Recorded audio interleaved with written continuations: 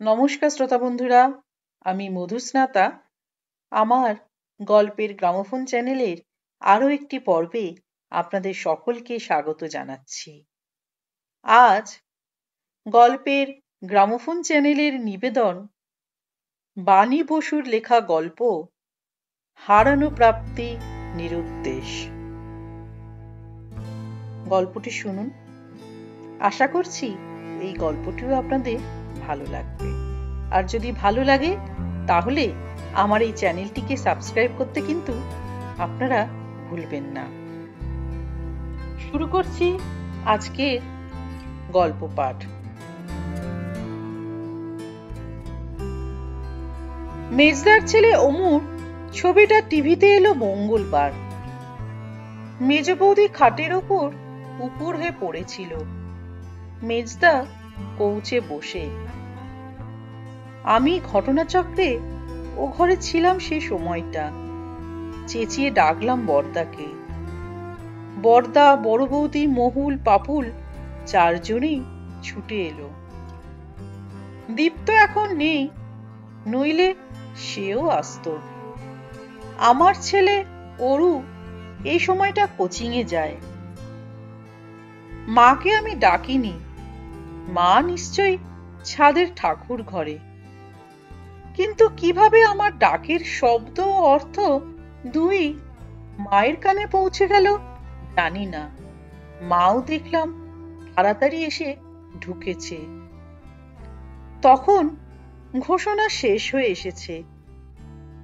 অমুর একটু গম্ভীর গোছের ছেলে মানুষই 18 বছরের মুখখানা সেকেন্ড কয়েক টিভির পর্দায় থমকে থেকে অদৃশ্য হয়ে গেল। মেজ বৌদির ফুপিয়ে কান্নার শব্দ।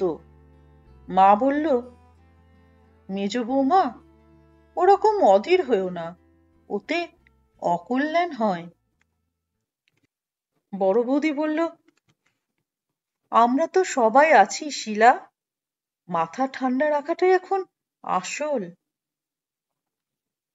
বড়দার একটা নিঃশ্বাসের শব্দ মনে হলো শুনলাম। মা বেরিয়ে গেল, পেছন পেছন মহুল, পাপুল।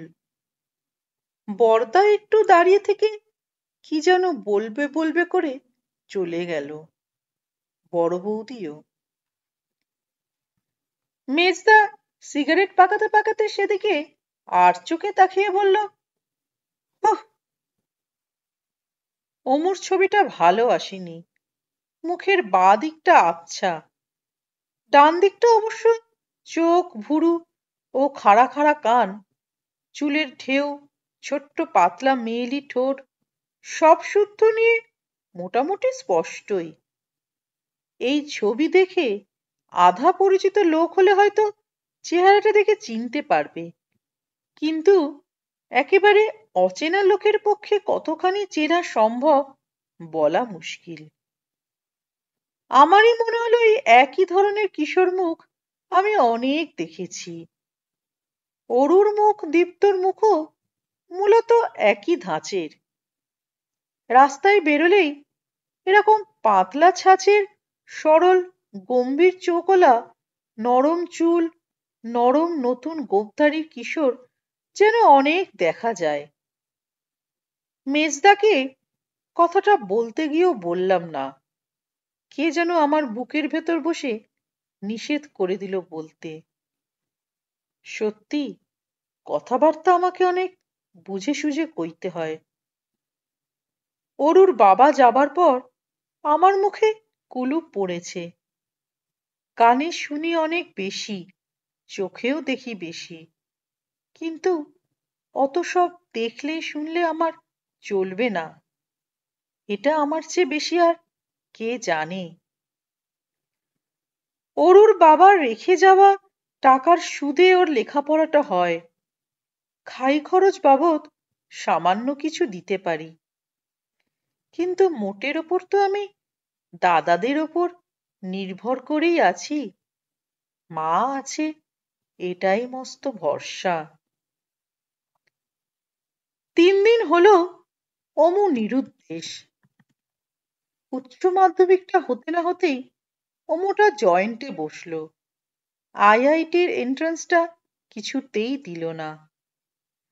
এজন্য ওর মা ওর পায়ে মাথাটা কুটতে শুধু বাকি রেখেছে। বড়দা বড় বৌদি দুজনে মিলে দীপ্তকে তো তৈরি করেছে ভালো। হাজার হোক দুজনেই মাস্টার।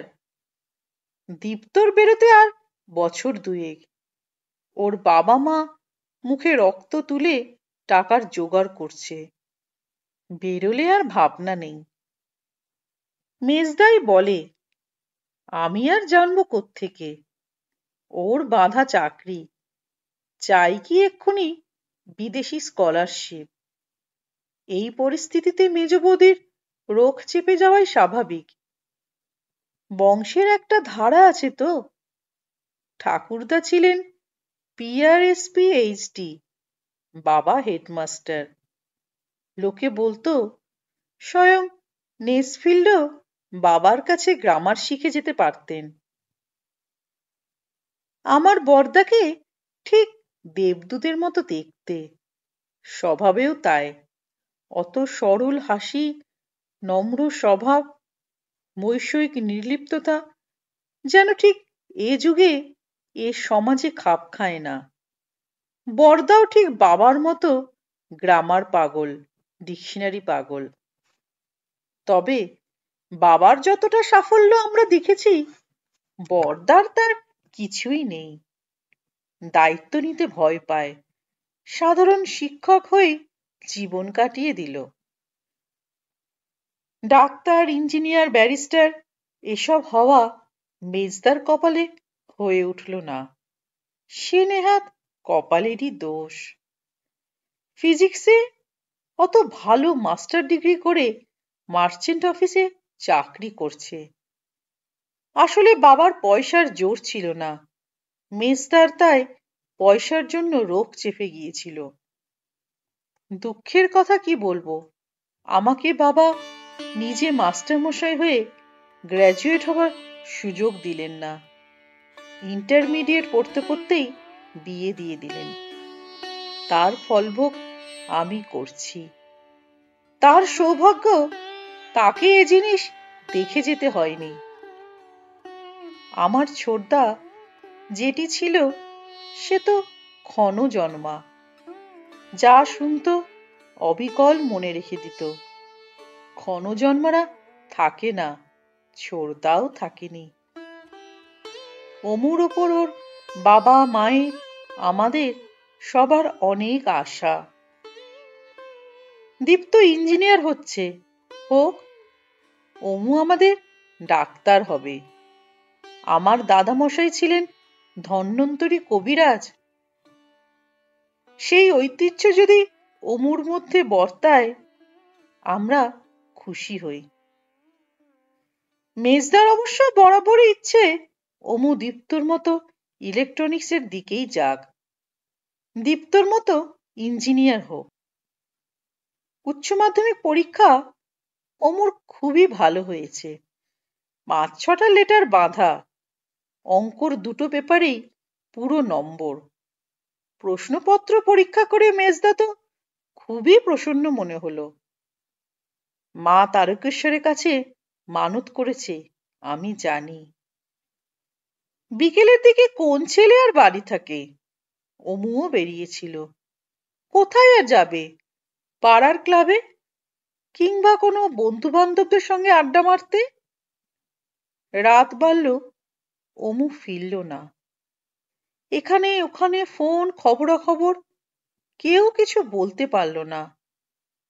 বাড়ির সামনে একটা দর্জির দোকান।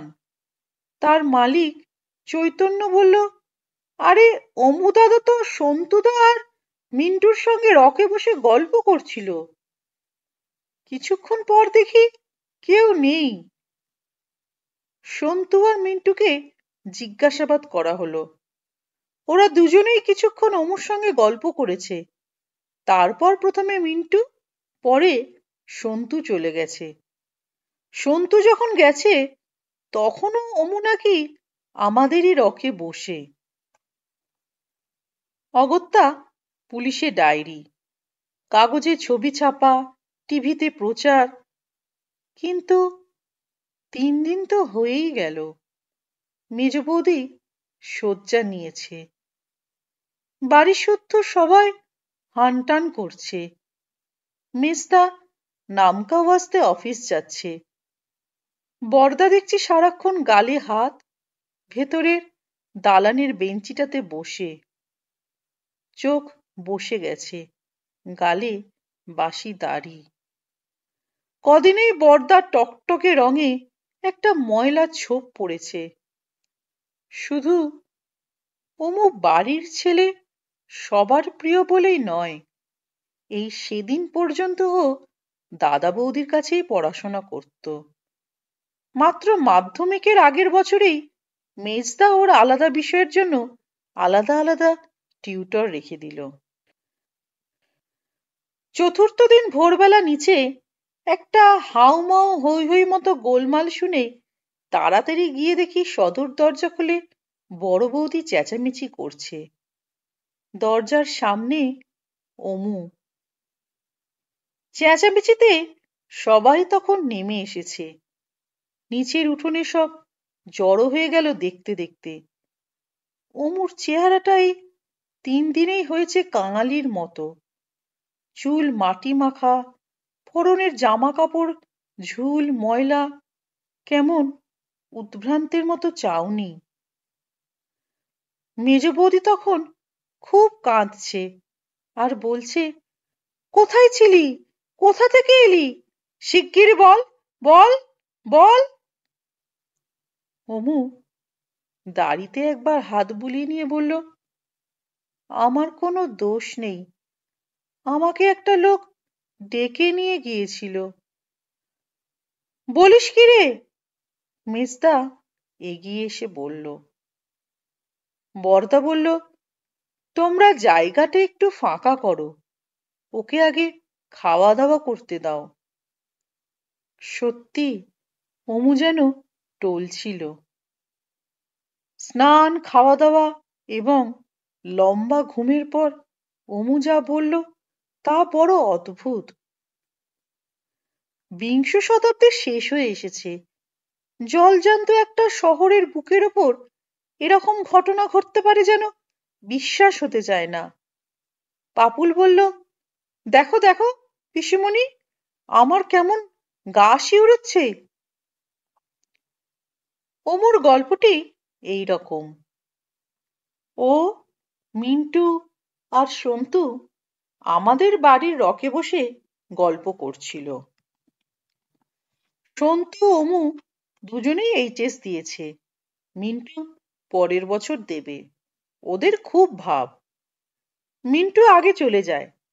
তারপর সন্তু বলে, চল ক্লাবে যাই। অমু রাজি হয়নি। এমনিই রকে বসেছিল, ভাবছিল এক্ষুনি ভেতরে ঢুকবে। তখন মোটামুটি সন্ধ্যের ছায়া পড়ে গেছে। এমন সময় পেস্কার লেনের ভেতর থেকে একটা লোক বেরিয়ে এসে অমুকে হাতছানি দিয়ে ডাকে। লোকটার পরনে গেরুয়া জোব্বা, মুখে বেশ লম্বা দাড়ি, চুলগুলো বাবরি মতো কাঁচা পাকা, হাতে একটা গেরুয়া রঙের থলি ছিল। মেজদা বলল, ডাকলো আর অমনি তুই চলে গেলি? অমু বলল, আমি ভেবেছিলুম ও আমাকে কোনো ঠিকানা ঠিকানা জিজ্ঞেস করবে, কিন্তু ও আমাকে দেখেই হাতছানির মতো একটা ইশারা করে চলতে লাগলো। তুইও এমনি চলতে লাগলি? হ্যাঁ, কিন্তু কেন আমি জানি না। লোকটা অলিগলি দিয়ে ঘুরতে ঘুরতে চলেছে, আমিও পেছন পেছন চলছি। মাঝে মাঝে খেয়াল হচ্ছে আমার ডান পাশে একটা বড় নদী, কলকারখানা, চিমনি। এইভাবেই আমি চলেছি। তারপরে কি হয়েছে জানি না, হঠাৎ যেন আমার খেয়াল হলো আমি বাড়ি ছেড়ে অন্য কোথাও যাচ্ছি। একটা লোক আমাকে নিয়ে চলেছে। তখন আমি খুব চেঁচিয়ে উঠি। লোক জড়ো হয়ে যায়। জায়গাটা একটা আধা শহর মতো। দেখি গেরুয়া পরা লোকটা নেই। ওই লোকগুলোই বলল জায়গাটার নাম জয়নগর, মেছুয়া পাড়া। ওরাই আমাকে পয়সা দিয়ে বাসে তুলে দিল। তারপর এই এসে পৌঁছচ্ছি। মেজদা বলল, ব্যাটাকে আমি ছাড়বো না, পুলিশ লাগিয়ে যেমন করে হোক খুঁজে বার করব। মা বলল, তোমরা তো বিশ্বাস করো না, নিশির ডাক, নিশিতে পাওয়া এসব আছে, এখনো আছে। দূর করো তোমার নিশি, মেজদা বলল। নিশি ফিসি নয়, বেটা ছেলে চোর। কত কি বদ উদ্দেশ্যে আজকাল ছেলে গাফ হচ্ছে, খবর রাখো। বরদা বলল, কিন্তু অমু তো বাচ্চা নয়, ওভাবে একটা লোকের পেছন পেছন যাওয়াটা। মেজ বৌদি বলল, নিশ্চয়ই হিপনোটাইজ করেছিল। কি সাংঘাতিক। বড় বৌদি বলল, অত বড় একটা ছেলেকে অতক্ষণ ধরে হিপনোটাইজ করে রাখবে, যেখানে খুশি নিয়ে যাবে? এ তো আমি ভাবতেও পারছি না। এরকম হলে তো কারুরই নিরাপত্তা বলে কিছু থাকবে না। মেজদা তেতো গলায় বলল, হিপনোটাইজ অনেকভাবেই করা যায়, অনেকেই করতে জানে, সেটা কোনো কথা নয়। কথা হলো, আমার ছেলে অমু এতটা সফট হয় কি করে, দুর্বল হয় কেন? মেজদা সত্যি খুব কড়া ধাতের লোক, কোনো আবেগ সেন্টিমেন্টের ধার ধারে না। ওর বিয়ের সময় বাবা চাননি, কিন্তু মেজদা নিজে 10,000 টাকা পণ দাবি করেছিল। বাবাকে বলে দিয়েছিল, ওই পণের টাকা যার কাছে পাওয়া যাবে সেই বাপের মেয়েকেই ও বিয়ে করবে। মার্কেন্টাইল ফার্মের এক্সিকিউটিভ জামাই করতে খরচা লাগে, এটা ওর এক ধরনের জেদ। বাবা একটু আদর্শবাদী ধাতের মানুষ ছিলেন, বরদার ওপর ঝোঁকটা ছিল বেশি। বরদার বিয়েতে 1 পয়সাও নেননি, নিজের সঞ্চয় থেকেই খরচা করেছিলেন। মেজদার সেটা রাগের কারণ ছিল। হিপনোটাইজ করার কথাটা মেজদা ওভাবে বলল কেন বড় বৌদি বোঝেনি, আমি কিন্তু বুঝেছি। অমু ওদের একমাত্র ছেলে, কিন্তু বরদা বড় বৌদির বড় ন্যাওটা ছিল ছোট থেকে। দীপ্ত, মহুয়া, পাপুয়া, অমু, অরু একটা গ্রুপ, 5 জনের খুব ভাব। অনেক সময় অমু বড়মার ঘরে শুয়ে পড়তো দাদার পাশে। মেজদা এলটিসি নিয়ে নিয়মিত বেড়াতে যায়, অমু সব সময় যেতে চাইতো না। এটা মেজদা মেজ বৌদি ভালো চোখে দেখতো না। ছোটতে যখন সুবিধে ছিল ছেলেটাকে না থাকার, তখন কিছু বলতো না। সিনেমা যেতে, বন্ধু বান্ধবদের বাড়ি বেড়াতে যেতে অমুকে বড়মার কাছে রেখে চলে যেত। কিন্তু অমু বড় হয়ে যেতে এটা ওদের একদম পছন্দ হচ্ছিল না। অমুর জন্য আলাদা টিউটর রাখাতে বরদা বৌদি দুজনেই খুব আঘাত পায়। বরদা অঙ্ক ইংরেজি ভালো জানে, বৌদি ভূগোলের টিচার। আমি শুনেছি বরদা বলছে, দেখো উমা, তুমি অসিতকে বারণ করো, অতগুলো পয়সা খরচ করবে কেন শুধু শুধু? ও তো ভালোই করছে আমার কাছে। আমি না পারলে দীপ্ত রয়েছে, যখন আসবে দেখিয়ে দেবে। তাছাড়া মাধ্যমিকের জিওগ্রাফির কত ফ্যাচাং, তুমি না দেখালে কে আর ওভাবে দেখাবে? বড় বৌদি বলেছিল, আমার যা কিছু শেখাবার তা অমু কবেই শিখে গেছে। আমার আর ওর মাস্টারি করবার দরকার নেই। আর ওর বাবা মা যদি তোমার পড়ানোয় সন্তুষ্ট হতে না পারে, তাতে তোমারই বা এত কি? বরদা ক্ষুব্ধ হয়ে বলেছিল, সন্তুষ্ট অসন্তুষ্টির কথা উঠছে কোথা থেকে? তুমি সবটাই বড় ঘুরিয়ে পেঁচিয়ে দেখো। আসলে ও মনে করছে আমি আদতে ইংরেজির লোক, অঙ্কটা।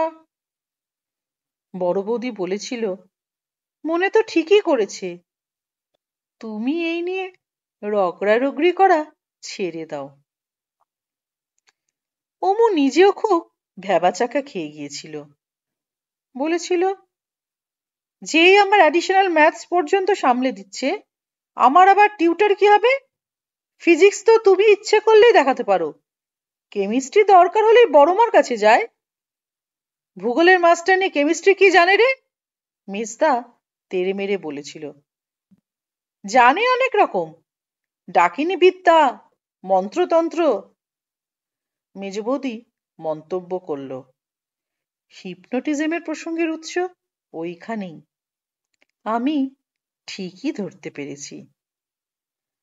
পুলিশের কাছে আবার নতুন করে যাতায়াত শুরু হলো। থানার ওসি মেজদার সঙ্গে এক ক্লাসে পড়তেন, খাতির আছে।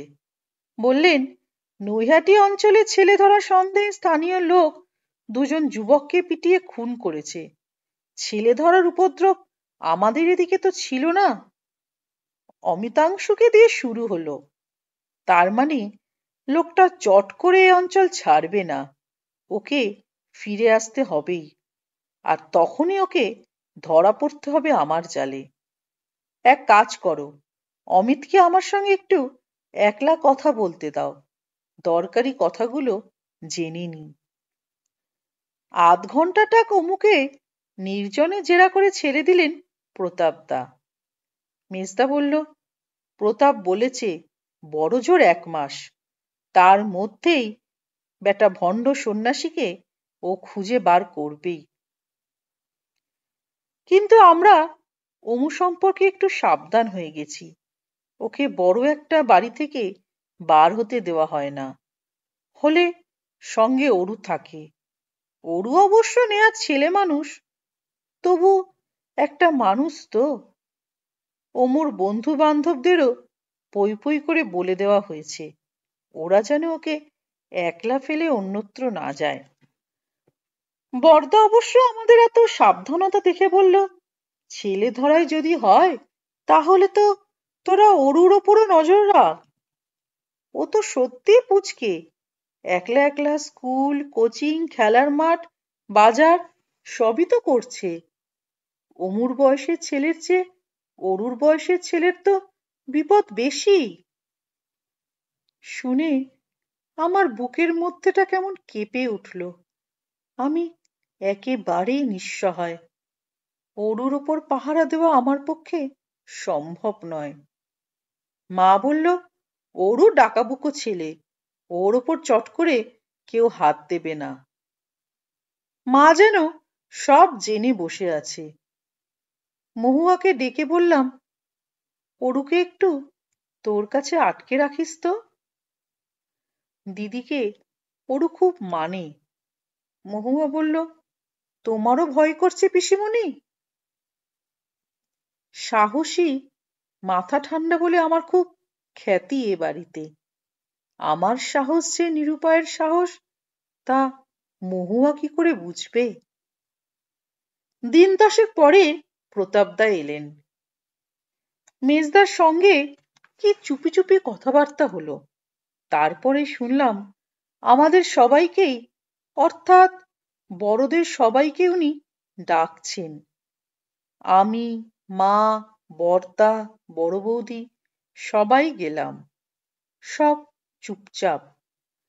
প্রতাপদা সিগারেট খাচ্ছিলেন, মাকে দেখে সেটা অ্যাস্ট্রেতে গুজে দিলেন।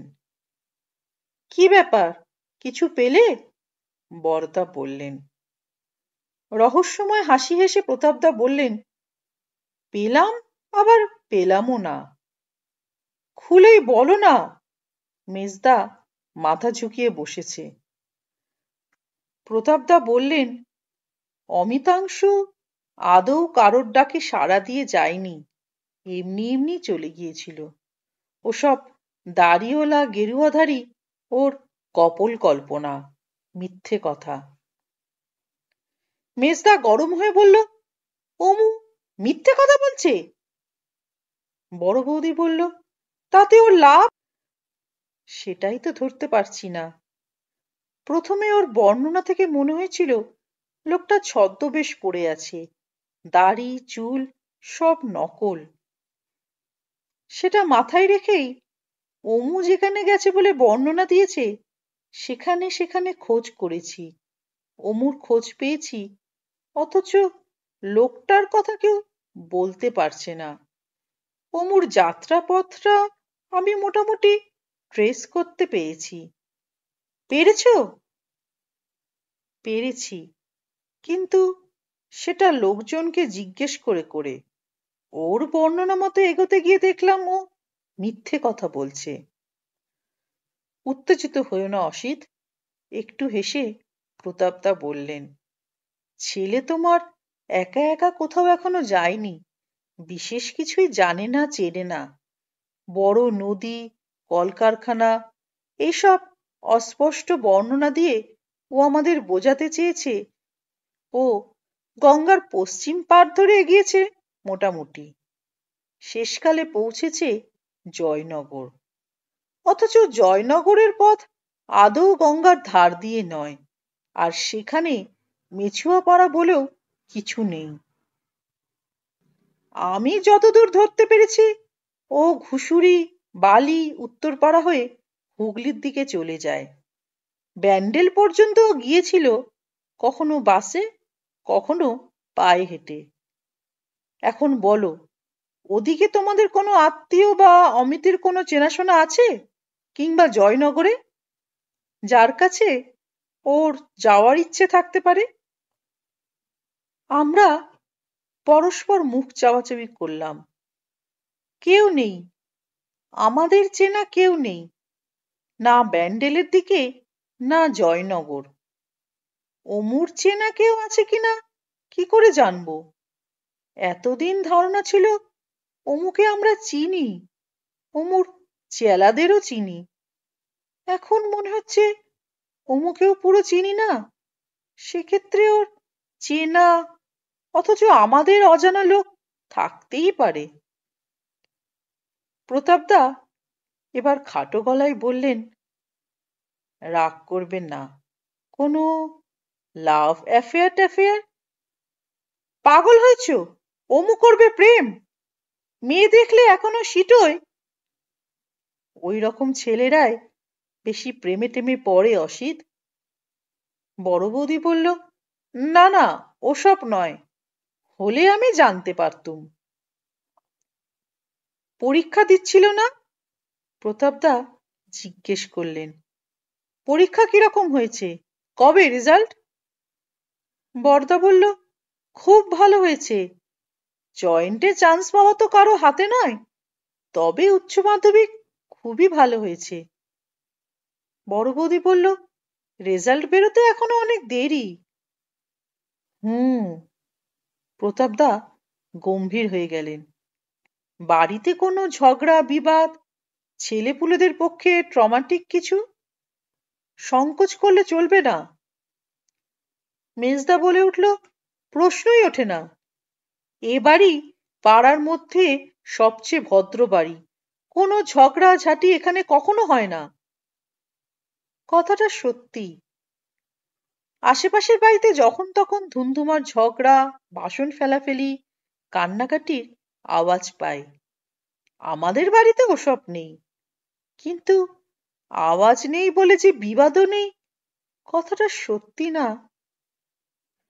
মহুল বলে, পিসিমণি, আমাদের বাড়ি ঠান্ডা লড়াইয়ের বাড়ি, কি বলো, ঠিক কথা?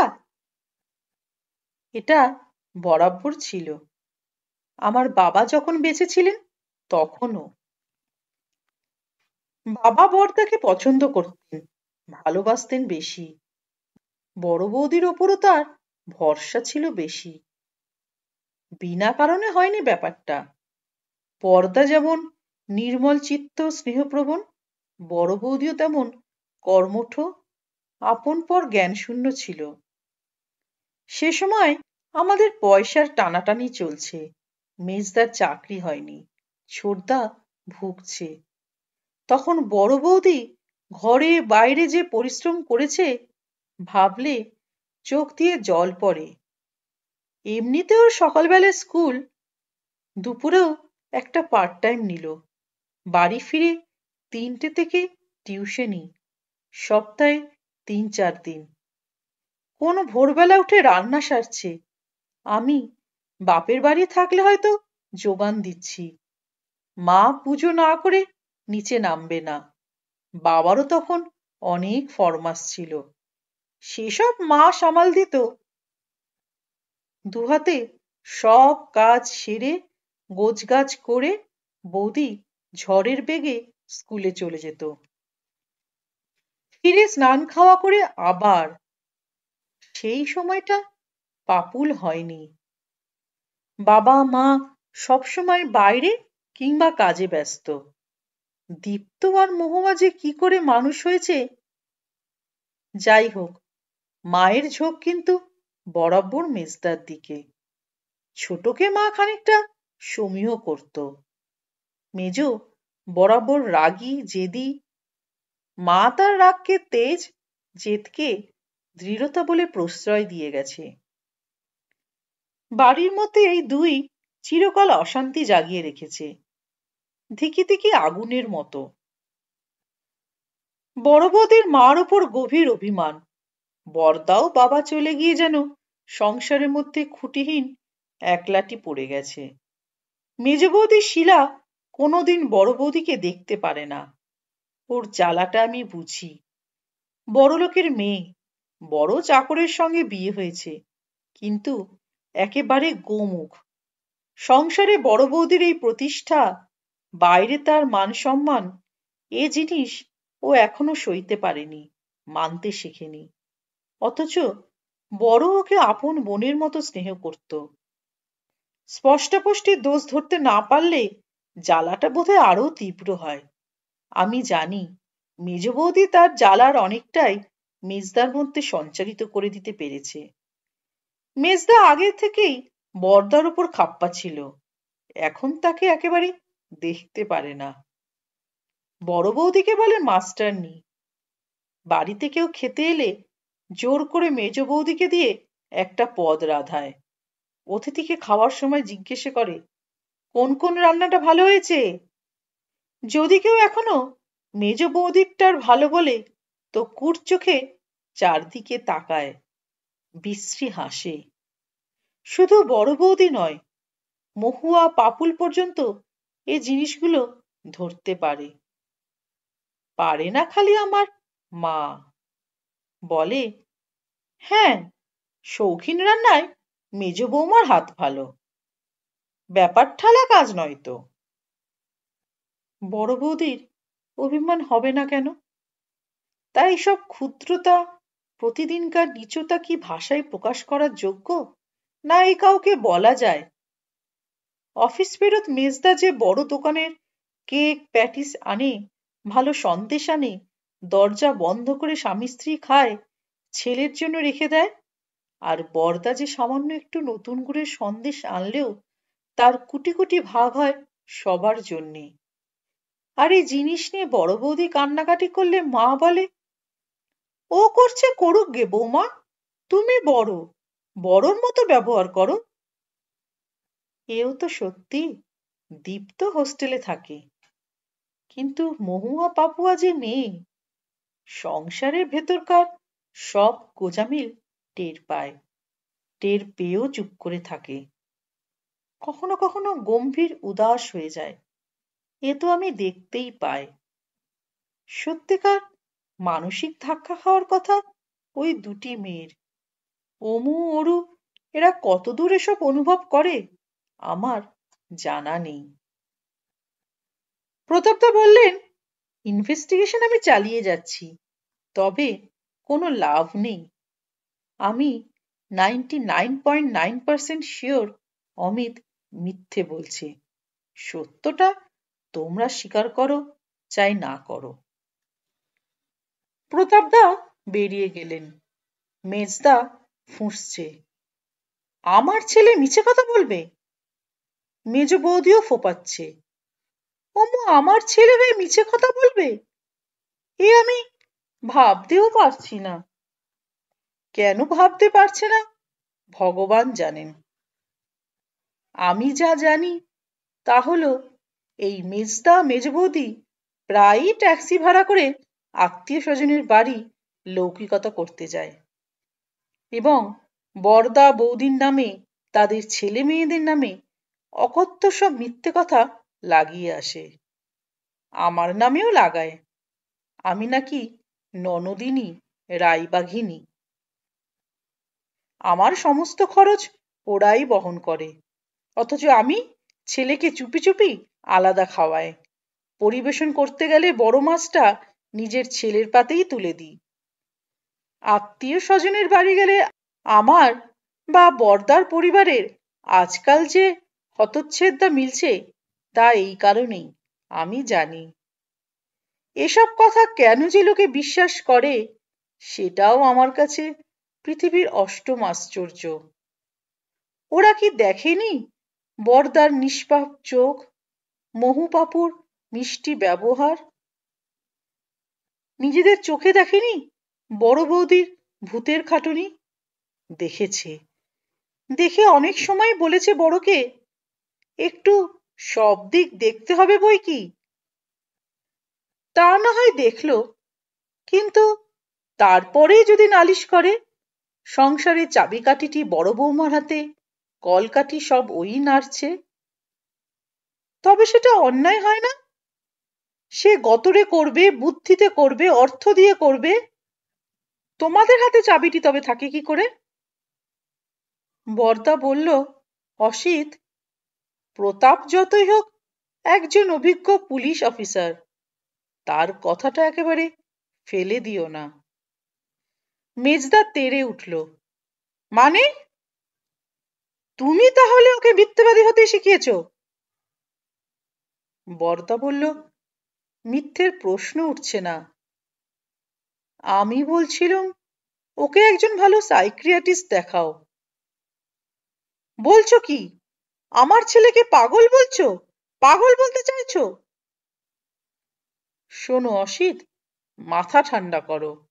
মাথা গরম করার সময় এ নয়। শুধু পাগলরা সাইকিয়াট্রিস্টের কাছে যায় না, অনেক রকমের মানসিক বিপদ আছে তাছাড়াও। তুমি ওকে ডাক্তার দেখাও। ওকে যেন এখন মিথ্যেবাদী বলে শাসন করতে যেও না। শাসন করব না মানে? পিঠের ছাল তুলে নেব। তার আগে শিওর হও যে ও মিথ্যে কথা বলছে। বরদাকে কোনোদিন দাঁড়িয়ে দাঁড়িয়ে এত কথা মেজদার সঙ্গে বলতে দেখিনি। বরদা নিজের ঘরে গিয়ে বড় বৌদিকে বলল, উমা, টাকা বার করো। ও না যায় আমি ডাক্তারের কাছে যাব। বৌদি বলল, না, তুমি যেতে পারবে না, টাকা আমি দেব না। বরদা আহত দৃষ্টিতে চেয়ে বলল, এ কথা তুমি বলতে পারলে? এই মহা বিপদের সময় তুমি ছোটখাটো সাংসারিক মনোমালিন্যর কথা ভেবে হাত গুটিয়ে নিচ্ছ? বৌদির চোখ ছলছল করছে। সে বলল, সুবর্ণ, তুই সাক্ষী রইলি। যার ছেলে তার সিদ্ধান্তের ওপর হাত দিলে যে কি ভয়ানক অশান্তি হতে পারে তা জানি বলেই নিষেধ করছিলুম, কিন্তু তোর দাদা আমাকে আপাতমস্তক ভুল বুঝল। বৌদি আলমারি থেকে বার করে দিল টাকা। বরদা বলল, আমি তো ওকে নিয়ে যাচ্ছি না উমা, ডাক্তারকে শুধু কেসটা বলবো, মতামত নেব। কাউকে কিছু বলবার দরকার নেই। আমার প্রাণটা বড় অস্থির লাগছে। সত্যি, বরদা যেন ধরফর করতে করতে পেরিয়ে গেল। মেজদা অবশ্য শেষ পর্যন্ত বন্ধু বান্ধবের পরামর্শে ঠিকই করলো অমুকে সাইকিয়াট্রিস্টের কাছে নিয়ে যাওয়া হবে। সকলেই বলছে কৈশোর বড় খারাপ সময়, ডাক্তার দেখিয়ে নিতে ক্ষতি কি? অমু প্রত্যেক সপ্তাহে ডাক্তারের কাছে সিটিং দিতে যায় দুবার করে। মেজদার সময় হয় না সব দিন, বেশিরভাগ দিন আমিই যাই। আমার কাজ আর কিছু না, বাইরে ওয়েটিং রুমে বসে থাকি। আধ ঘন্টা কি ৪৫ মিনিট সময় নেন ভদ্রলোক। ইনি শুধু ডাক্তারই নন, সাইকো অ্যানালিসিসও নিজেই করেন। হয়ে গেলে ওমো বেরিয়ে আসে, আমি ওকে নিয়ে বাড়ি ফিরে যাই। মাসখানেক পরে ডাক্তার আমায় ডেকে পাঠালেন। কথাবার্তা যা হলো তা এই। ডক্টর চন্দ্র, আপনি তো অমিতাংশুর পিসি? হ্যাঁ। নিজের? হ্যাঁ। আপনি কতদিন এদের বাড়িতে আছেন? বছর 10। আপনার ছেলের বয়স? 14। আপনার ছেলে অমিতাংশু যে স্কুলে পড়তো সেখানে পড়ে না কেন? এসব প্রশ্নের অর্থ কি আমি কিছুই বুঝতে পারছিলাম না, বিরক্তিও লাগছিল। এটা আমার একটা গোপন ক্ষতের জায়গা। অরুকে পাড়ার স্কুলে দিয়েছি, অর্ধেক সময় ক্লাস হয় না, পাজি ছেলেদের আখড়া একটা, পাঁচিল টপকে টপকে সব পালায়। প্রতি বছর অর্ধেক ছেলে ফেল করছে, সবাই প্রমোশন পেয়ে যাচ্ছে।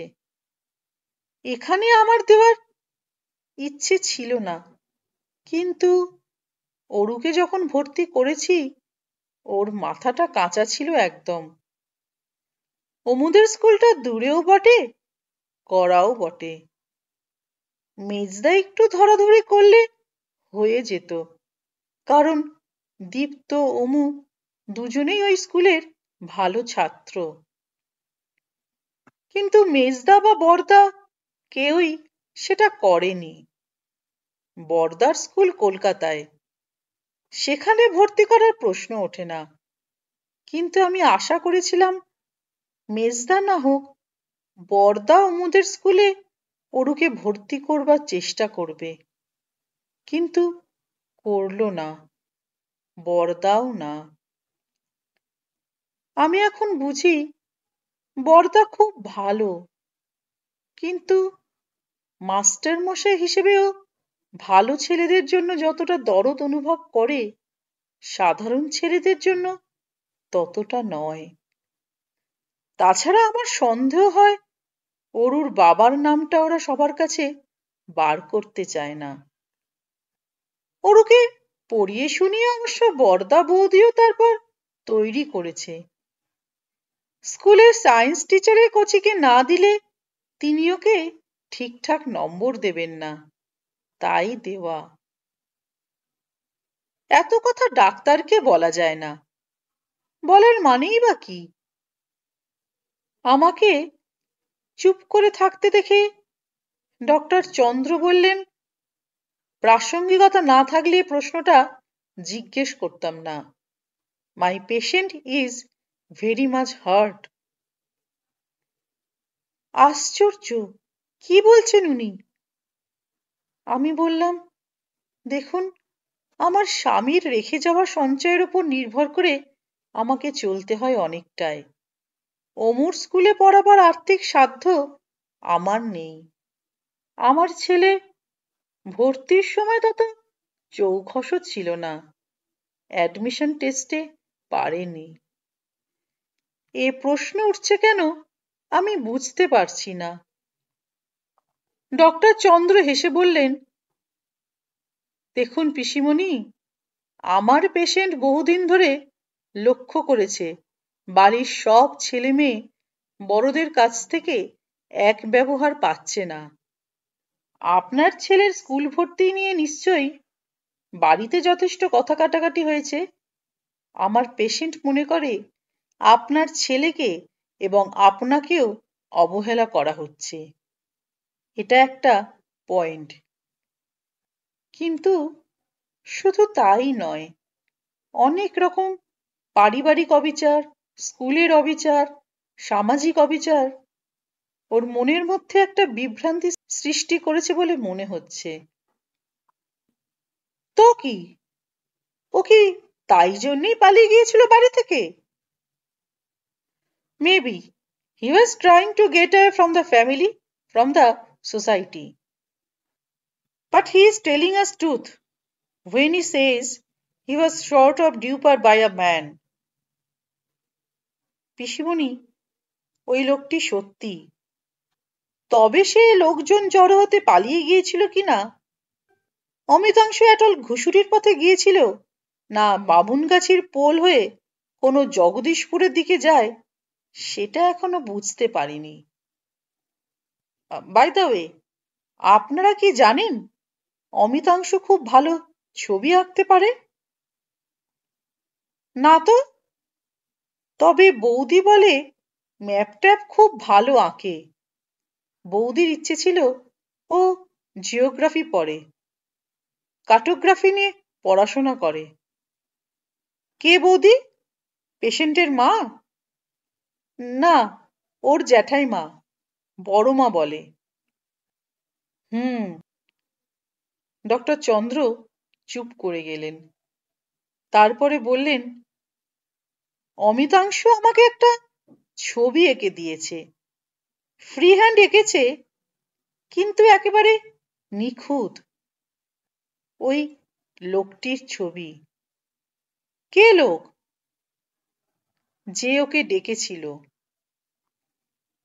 ড্রয়ার থেকে সাদা একটা কাগজ বার করে আমার সামনে রাখলেন ডক্টর চন্দ্র, এবং আমি ভূত দেখার মতো চমকে উঠলাম।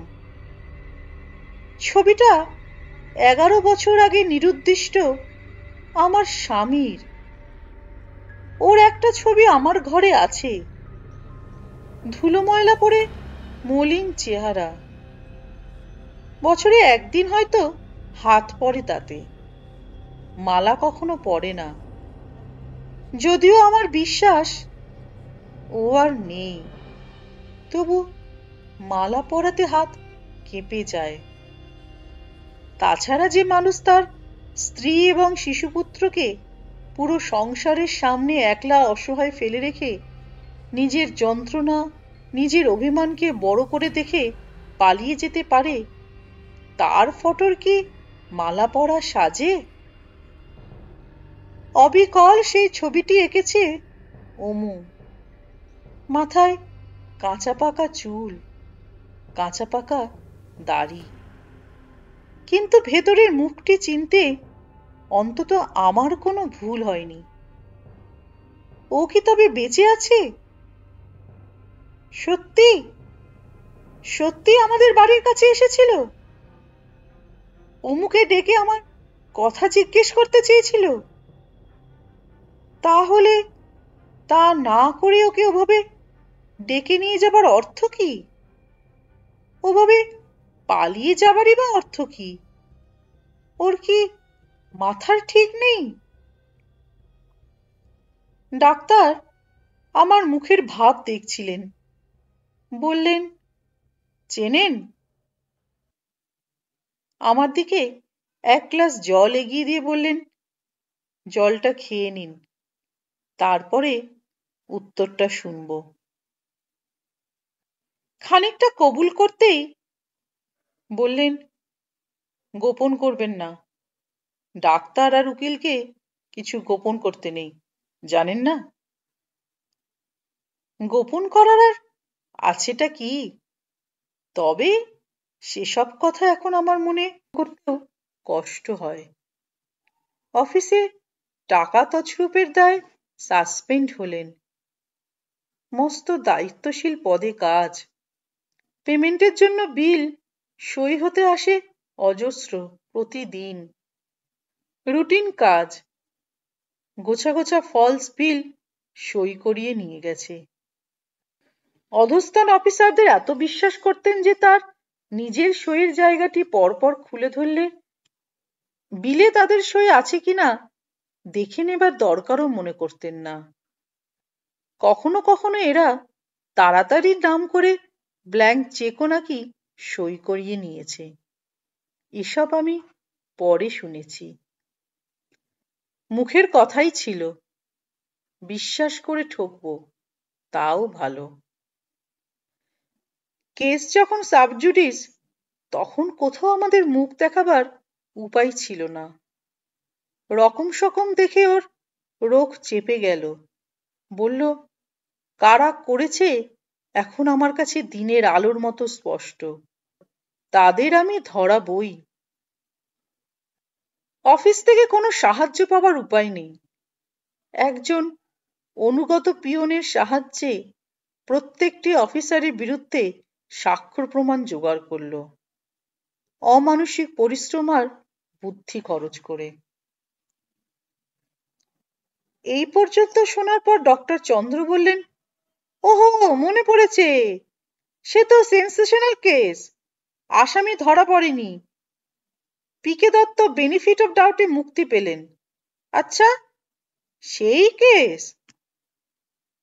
আমি বললাম, আসামি ধরা পড়েছিল, প্রতীক দত্ত বেনিফিট অফ ডাউটে মুক্তি পাননি, বেকসুর খালাস পান। তার অধস্তন 3 জন অফিসার এক সাপ্লায়ের সঙ্গে মিলে বেশ কিছুদিন ধরে এভাবে টাকা মারছিল। তাদের শেষ পর্যন্ত প্রতীক দত্তই ধরিয়ে দেন। প্রত্যেকের 7 বছর সশ্রম কারাদণ্ড হয়েছিল। কিন্তু ডক্টর চন্দ্র, আপনি যেমন কেসটার সম্পর্কে ভুল তথ্য জানেন, বিশ্বশুদ্ধ লোকও তেমনই জানে। কেন জানেন? খবরের কাগজের গাফিলতি। যতদিন একটা পদস্থ মানী লোককে টেনে মাটিতে নামাবার সুযোগ ছিল, তার নাম কলঙ্কিত করার সুযোগ ছিল, ততদিন রগরগে সংবাদগুলো তেল মশলা ঢেলে পরিবেশন করেছে। তার পরের কথা আর কিছু লেখেনি, কিছু না। কাজেই আপনার মতো সবাই অর্ধসত্য জানে। ডক্টর চন্দ্র মুখে একটা দুঃখসূচক শব্দ করলেন। উনি আমার দিকে সোজা তাকিয়ে আছেন। আমি বললাম, আজ আপনার ব্যবহার যা, 11 বছর আগে গোটা সমাজের ব্যবহারও অবিকল তাই ছিল। আমাদের নিজের লোকেরা, আমার এবং আমার স্বামীর বাবা ভাই কেউ বিশ্বাস করেননি সে নির্দোষ। বেকসুর খালাস পাবার পরও তার সঙ্গে আপনজনদের ব্যবহারে দ্বিধা, অবজ্ঞা, অবিশ্বাস মিশেছিল। উকিল বলেন, এইবার আপনি সরকারের নামে মানহানির মামলা করুন মিস্টার দত্ত।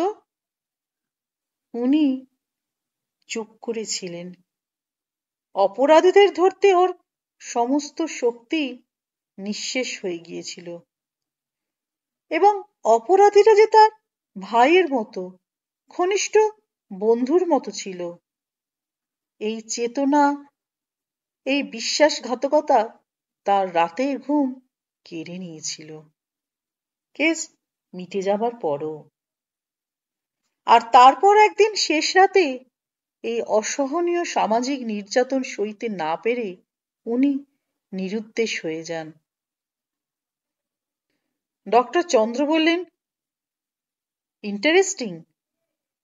তার মানে বোঝাই যাচ্ছে উনি বেঁচে আছেন, আপনার সঙ্গে যোগাযোগ করতে চাইছেন। অমিতকে হয়তো নিজের ছেলেই ভেবেছেন। কেন বাড়িতে আসেননি, বাড়ির কাছাকাছি কোথাও বসে ওর সঙ্গে কথা বলেননি, ব্যাপারটা বোঝা যাচ্ছে না। নিশ্চয়ই তার কোনো সঙ্গত ব্যাখ্যা আছে। তাহলে আপনারা নিশ্চিত হয়ে যান, it's not a case of hallucination. যদিও একটা কথা আমি আপনাদের বলবই ডাক্তার হিসেবে, অমিতাংশু ছেলেটি একেবারে স্বাভাবিক নয়, একটু বেশিই স্পর্শকাতর। ও পরিবারের এবং তার বাইরের বৃহত্তর সামাজিক গণ্ডির সব সমস্যা নিয়ে ভেতরে ভেতরে খুব উদ্বিগ্ন। তাছাড়াও ও নিজে যা হতে চায় তা ওর প্রিয়জনেরা ওকে হতে দিচ্ছে না। এই সমস্যাগুলো ওর রয়েইছে। আপনারা ওর সম্পর্কে একটু সাবধানে চলবেন। কি হতে চাই ও? জিজ্ঞেস করলাম। সম্ভবত পেন্টার বা আর্কিটেক্ট। ডাক্তারবাবু কথা শেষ হলে তার 150 টাকা পারিশ্রমিক টেবিলে রেখে এয়ার কন্ডিশনের বাইরে বেরিয়ে এলাম। সপ্তাহে 2 বার 150 করে 300। তার মানে মেজদার মাসিক খরচ হলো 1200 ডাক্তারের ফি বাবদ। এছাড়া ব্রেন স্ক্যান, ইইজি ইত্যাদির জন্য আলাদা খরচ তো হয়েইছে। ওয়েটিং রুমে ঢুকতেই এক ঝলক গরম হাওয়া লাগলো। অন্ধকার বাইরে। অমু ছিল শেষ পেশেন্ট। শূন্য ঘরে জানলার ধারে দাঁড়িয়েও বাইরের দিকে তাকিয়েছিল। বললাম, অমু, আয় রে, হয়ে গেছে। অমু আমার চোখে চোখ রেখে বলল, পিসিমণি, আজ এত দেরি করলে? আজও ডাক্তার 150 টাকাই নিলেন? আমি হেসে বললাম, আধ ঘন্টা তোর সঙ্গে, আধ ঘন্টা আমার সঙ্গে কাবার করতে হলো। ফিটা আর এমন বেশি কি?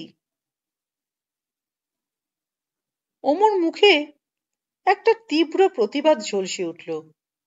পরক্ষণেই খুব মোলায়েম গলায় বলল, পিসিমণি, ঠিক করলাম আমি ডাক্তারই হব।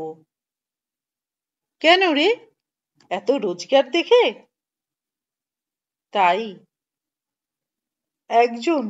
অন্তত একজনও যদি রোগীকে টাকা ম্যানুফ্যাকচার করবার যন্ত্র বলে না ভাবে, আস্তে আস্তে তার থেকে একটা আন্দোলন ছড়িয়ে পড়বে না? তা জানি না, কিন্তু ওর এই সিদ্ধান্তে ওর বাবা খুশি হবে না। ডাক্তারের দাঁড়াতে উপার্জন করতে অনেক বছর কেটে যাবে।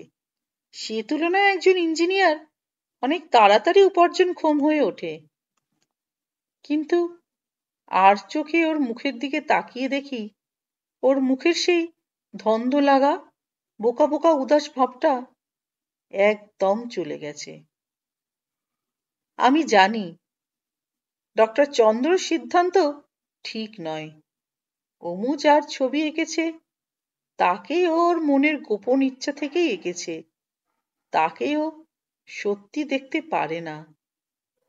প্রতীক দত্তর সুইসাইড নোটটা যে আমি পেয়েছিলাম, ঠিক 11 বছর আগে সে আমায় লিখে জানিয়েছিল সমস্ত জীবন তার কাছে বিস্বাদ হয়ে গেছে। সে আত্মহননের পথ বেছে নিল। হিমালয়ের দুর্গম প্রদেশে গিয়ে সে বহু ফুট নিচুতে ঝাঁপ দিয়ে প্রাণ নষ্ট করবে। আমরা কেউই তার দেহ পাব না। বুঝলাম, তোমার যন্ত্রণাটা বুঝলাম। তোমার সঙ্গে সঙ্গে যে আমিও সে যন্ত্রণা সমানে ভোগ করেছি। তোমাকে সান্ত্বনা আর সাহস জোগাবার জন্য যে আমি প্রাণপণ করেছিলাম। কিন্তু প্রতীক, এভাবে পালিয়ে যাওয়ায় তোমার সারা জীবনের সততার ইতিহাসটা মিথ্যে হয়ে গেল। সত্যকে প্রতিষ্ঠা করতে হলে যে শেষ পর্যন্ত রুখে যাওয়া চায়। সত্য যার হাতের অস্ত্র, সে কেন কাপুরুষের মতো স্ত্রী পুত্রকে তার নিজের পরিত্যাগ করা সমাজের হাতে ফেলে রেখে চলে যাবে? তাই তুমি নিরুদ্দিষ্ট, পথভ্রষ্ট। তুমি আমাদের প্রতি প্রাথমিক কৃত্য করনি, আমিও তোমার শেষকৃত্য করিনি। কিন্তু আমার আশা পূর্ণ হয়েছে। অমু পালিয়ে গিয়েছিল। তার পরিণত কৈশোরের সরল দৃষ্টি দিয়ে গোটা সমাজখানার চেহারা থেকে ভয়ে বিতৃষ্ণায় পালিয়ে গিয়েছিল। ভেবেছিল তার পিসেমশাইয়ের পথটাই একমাত্র পথ। ও তো ওই নিরুদ্দেশের গল্পটাই জানে, পালিয়েছিল, কিন্তু অমু ফিরে এসেছে। এমনই করে দীপ্ত, অরু, মহুল, পাপুল সবাই যে যার পলায়নের জায়গা থেকে যদি ফিরে আসে, আমরা যারা নিরুদ্দিষ্ট আর আমরা যারা হারিয়ে গেছি, ক্রমাগতই হারিয়ে যাচ্ছি, আমি, মেজদা, বড়দা, মেজ বৌদি, বড় বৌদি, মা, ডক্টর চন্দ্র, সেই সব সাংবাদিক যারা স্টেট ভার্সেস প্রতীক দত্তর মামলার অসম্পূর্ণ অর্ধসত্য বিবরণ ছেপেছিল, এই সব সবাইকে, এমনকি আত্মঘাতী প্রতীক দত্তকেও ফিরিয়ে আনবার দায়িত্ব যদি অমিতাংশুরা নেয়।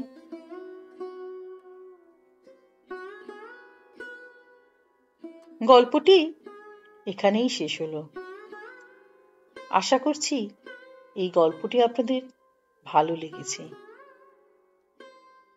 খুব শিগগিরই আমি হাজির হব এরকমই আরেকটি সুন্দর গল্প নিয়ে আমার গল্পের গ্রামোফোন চ্যানেলে আরেকটি নতুন পর্বে। ততদিনে সকলে ভালো থাকবেন, সুস্থ থাকবেন। নমস্কার।